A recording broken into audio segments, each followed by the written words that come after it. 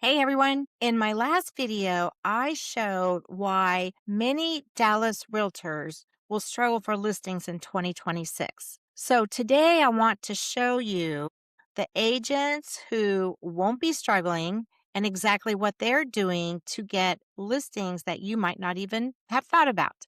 So, because smart agents are still winning listings and they're just not cold calling anymore because that's kind of old school. You can still do it, you can still use your sphere of influence, but when you are struggling for new listings, there might be a better way to go about finding off market opportunities. So, today I'm going to show you what some of those off market opportunities are and where the competition is almost non existent. In this video, I'm going to show you how realtors are getting new listings, sometimes 1 to 3 a month, without ever doing cold call in 2026.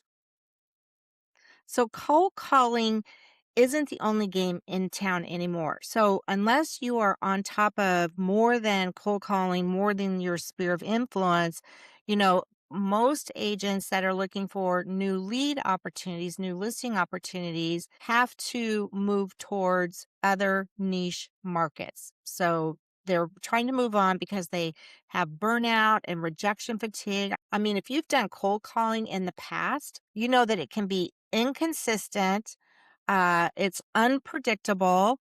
You know, you have low trust conversations because you're just cold calling. I mean, think about how you feel about cold calls and spam, and if you can even get through. And there's zero leverage and scalability with that.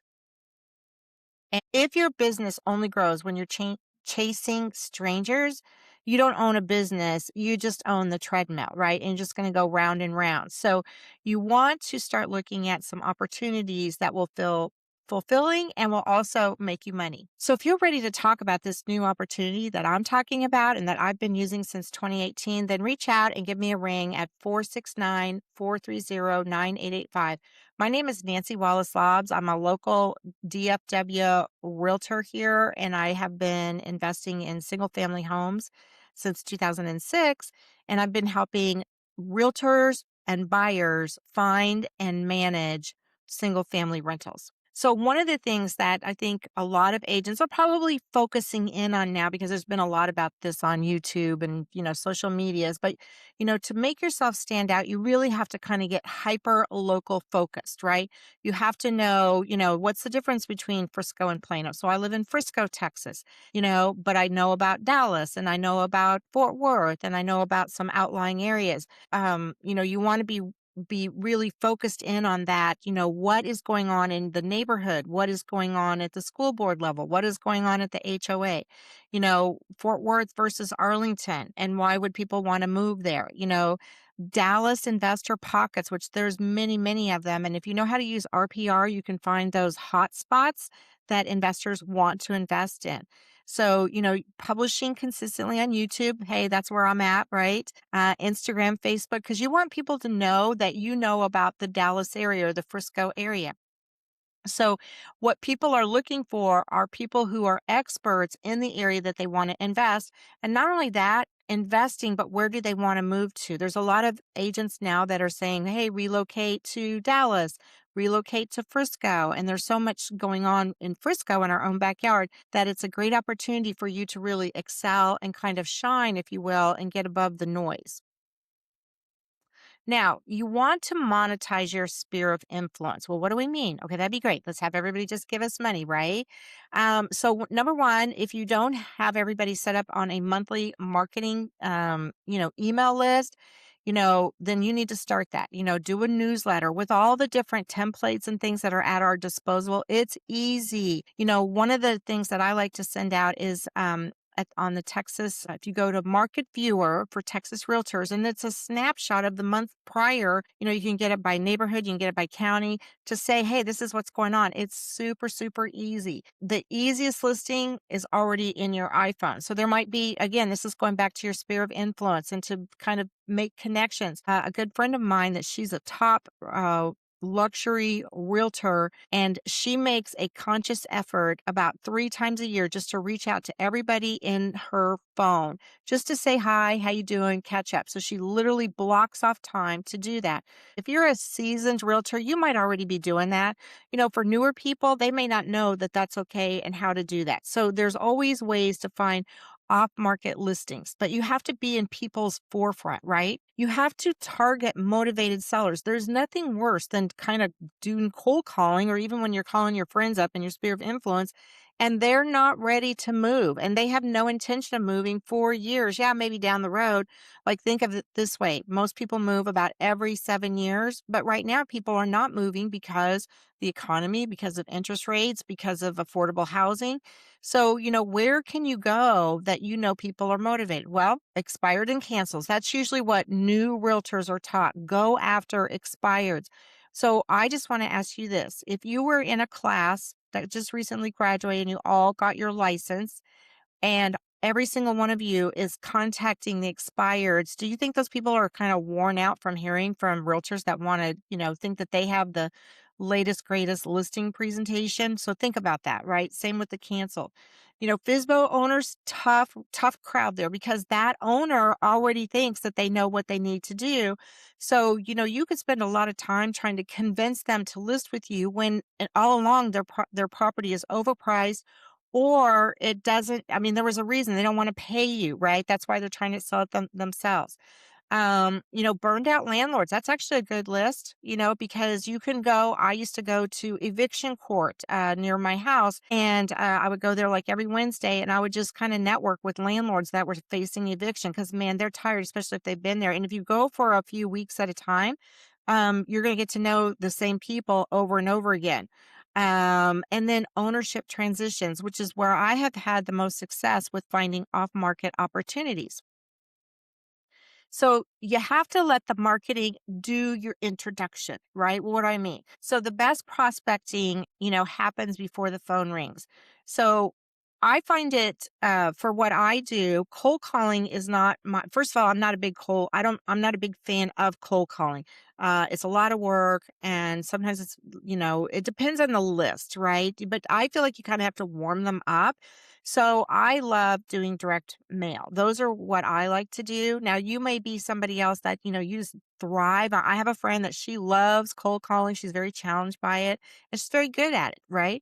But sometimes you have to warm up the audience before they'll even talk to you, right? So if you can get through the spam and, you're a telemarketer and unknown phone numbers, it's hard to even make the connection. But if you do a direct mailing campaign, and you can do all kinds of things with that direct mailing, and you can customize it to the leads that you're trying to attract. So, for example, when I'm working with very distressed people who have recently lost a loved one, so I have a special marketing campaign for those people.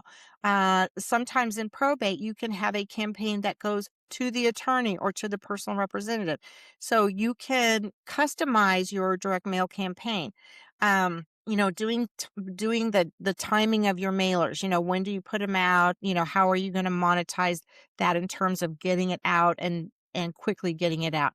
So I do also like to include a QR code in some of my mailings for a direct response to a landing page. I think a lot of agents use this, where you say, "Hey, go here and find out, what your home is worth," and then you get their contact info that way. So there's all kinds of ways to go about getting the person to reach out to you before you have to actually do cold calling. Now, you can also use events to build trust fast. So, several of my realtor friends, they like to do workshops for new home buyers. I like to go to investor networking groups, because sometimes I can pick up some deals that way. Or I can sell a deal, right? I can sometimes wholesale it. So downsizing workshops is a good one. Seniors that are looking to downsize, or, move away, or, how do they handle the grandkids coming back? Inherited properties, that's a big one. You could just do a Q&A, invite an attorney to come in. I've already mentioned investor meetups, and then seller strategy seminars. And so this is actually a really good one for right now, because it's not so much a seller's market. In my last video, I talked about the Dallas market, how it's, kind of in certain areas, properties are sitting on the market a little bit longer. So, what can sellers learn about in your strategy session? And then so you're building trust. You can also put that on social media as social proof of what you're talking about in a particular area. So, the true edge in Dallas in 2026, and that is what I call the off market property advantage. So, being louder on the real estate wheel is not going to get you more leads. In fact, right now, the way things are kind of trending in video, TikTok, and all that is to be real, be authentic, make mistakes, be human, let them know a little bit about you personally. I'm not saying get all political or religious or anything like that. I'm just saying, what makes you a cut above the rest? There's a ton, I think a last count, I don't even know, it's in the tens of thousands, number of realtors in just the DFW area. And then if you go statewide, and then, as I've mentioned, I've seen in Facebook posts about different realtors posting or trying to list properties in areas that they don't even know anything about.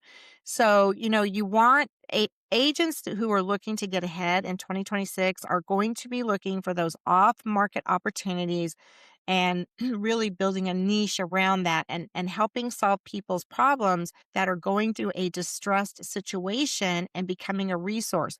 And that will also translate into more referral business for those same kinds of folks. So you can get into what I call the off market property leads, the smart lane, right?